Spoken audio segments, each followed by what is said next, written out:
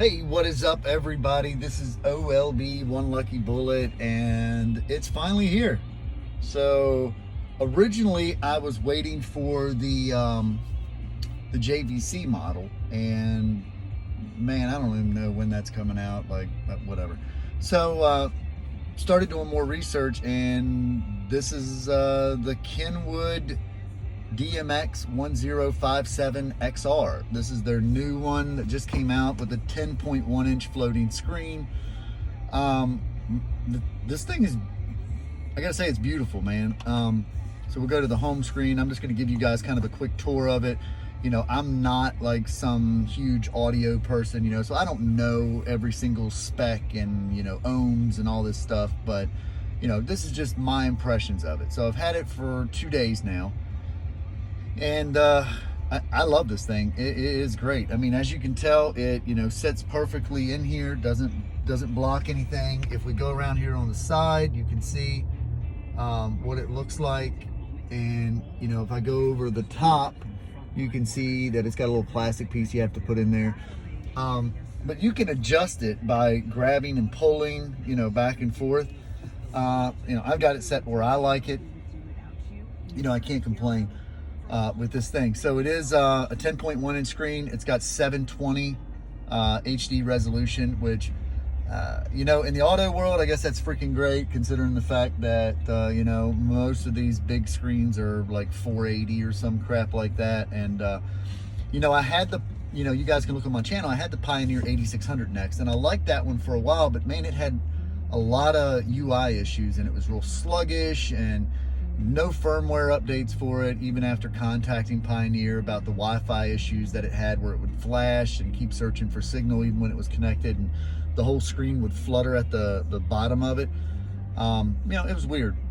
But this one, you know, I'm coming from the Kenwood 9907xr, which was the 7-inch multi, you know, had a DVD player in it, which I don't know why you put a DVD player in. Nobody uses DVDs, but you know, it had everything in it. So pretty familiar with this. The UI does look a little bit different. I like this over here. You've got these widgets that, you know, you can scroll through, and you know, you can you know, as you can see, I've got this I got the Kenwood 520, the like dash cam thing I put in. That wasn't too bad, but you know, so I've got that, and then I've got the, you know, obviously the rear view camera. It's got a clock in there, you know, with the date and everything. It's got all your vehicle stuff. It's got, you know, a 5-year subscription to this weather and traffic stuff that you get. So that's nice. You know, it's got wireless CarPlay, which I'm recording this while we're on CarPlay right now. So it's kind of cool. You know, super responsive, as you can see. I mean, it's fast. And there's a text from a dude. You know, it does everything that I want it. You know, I can go back to the main. I love how Apple CarPlay updated now, where I can use Google Maps or whatever I want for my main stuff. It's got, you know, everything in here. It does, you know, have where you can hold and you can move them around wherever in the order you want. You know, you can have all this Bluetooth, parking assist, radar detectors, all this stuff. I don't have an Android phone anymore. I use iPhone, so I threw that over to the side. Obviously, if you have the climate, you know, that yours is digital, then you can put that in there. You know, it's got HD radio, all this good stuff. And oh, I'm sorry. When you're in here, if you want to move these, whichever you want at the bottom of your screen, you just hold them. So stock, it came with CarPlay and HD radio and Android Auto at the bottom. So I just moved them around how I wanted them. You know, we can dive into the settings here. So if you push the button, notice this has a turn dial. I love that, you know, because a lot of places don't have it. But so you can do this, and we can go in here into setup. So you can see you've got, you know, all your stuff here for Wi-Fi and all this stuff. You know, obviously I've got my iPhone connected to it, so you can see that. We can go back, you know, we can go to the display, wallpaper customizations, which, you know, is pretty freaking awesome. I like that. If you download this Kenwood Portal app, you can actually use your own pictures for whatever you want. All your parking assist stuff is in here. Camera setups, how you want them to do. Software setup, nobody cares about that. Here's where you get into the real crazy stuff. So this thing is full on built with every kind of tweaker, that you could want in this thing. And obviously I'm not the greatest audio person, so some of this stuff, man, I don't even mess with. I've got it set to custom of what I want it to be, with sound levels and everything. You can switch your positioning, listen, everything on this. You can fade it, you can move it, you can do whatever you want on the speaker adjustments. You can do your volume adjustments so that you can make it louder or lower depending on what you're transitioning to. You got your sound effects and all this stuff. Here's something huge. You've got a Parametric Equalizer. Now if you cut this on, and I'm not cutting it on, it lets you tweak everything in this thing. And for me, I don't know what I'm doing on a lot of it, so I don't mess with it. But as you can see, I've got, my certain stuff set up the way I think it sounds good, and that's perfect for me. And you can save this universally across everything, or you can do it individually by the source.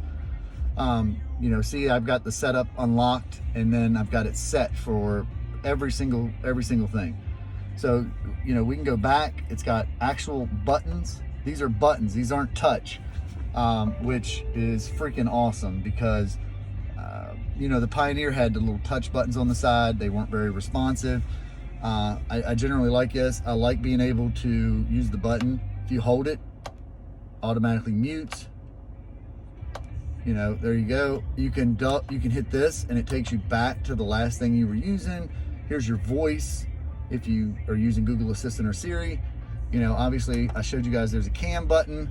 So here's something really cool. I have that Kenwood camera that's compatible with this, right? So I can go here to the dash and it shows me everything. I can go into all the video recordings, pictures it's taken, anything that I want, and it shows me everything. And then I can pull it to my camera. So it does have, all these settings: park recording setting, driver support. So like, let's say you're sitting at a red light and you're looking down at something and you don't go, it'll give you a beep that the cars in front of you are moving. It has forward collision detection, which my truck already came standard with. You can choose your recording, how you want these to be. See, here's the forward collision, departure, detection range, all that. You set it all up. It's got your system settings for time, dates, everything. It can only hold, it's sad because it can only hold a 32 gig SD card in the camera, which I thought it would have been a little bit bigger because I had a 256 gig and I put it in there and it was like unsupported memory card. So I had to go back to the manual and it was like, you can only have a 32 gig. And I was like, oh, all right, that kind of sucks. There is a remote app, a Kenwood remote app that you can download that lets you control it without having to do this. Obviously, I'll show you all my controls work. As you can see, I can switch, do whatever I want, so I'm pretty happy with that. It could be better, could be worse. I like it, and then there's a better view of the actual camera that's installed. As you can tell, I put it up through here and then around through the headliner, down through there, ran it down through my dash, and it comes into the back of the unit. Yeah, it was a little bit of a pain in the ass to get it all, but I got it. One of the other things that I thought was cool about this was just how responsive this screen is. So I like being able to go to the home screen and then swiping. You can do that. You can swipe again. You can see your pictures. If I had the app open, you could have your own custom stuff. You can go back to SiriusXM. You can do replays. You can check traffic, weather, all this stuff. You can go down through. There's a huge list of pre-installed. I've already put some of mine in there that I wanted, but there is a lot of them. All in all, I gotta say, man, this thing is pretty freaking sweet. I really like it. I'd be definitely interested to know what you guys think about it. It does support 50x4 on the watts. I do know that. And obviously the amplifications it's got built in, everything. But let me know what you guys are thinking about this. Let me know what else you want to know about this unit. I can answer as much questions as possible. But 1,200 bucks for this unit, so it's not cheap, but you kind of get what you pay for here.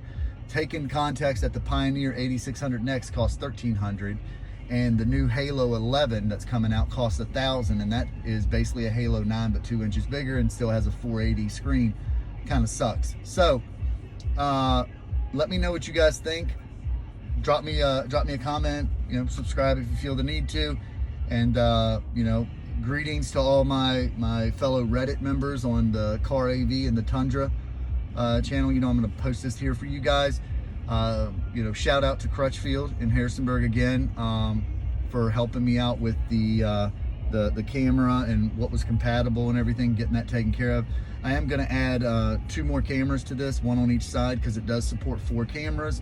It does have micro HDMI out for video. Obviously you would, have to have your parking brake engaged, or you're going to have to do one of those bypass things. I don't recommend doing the bypass things because then it screws up a bunch of stuff in here, where certain stuff isn't working right.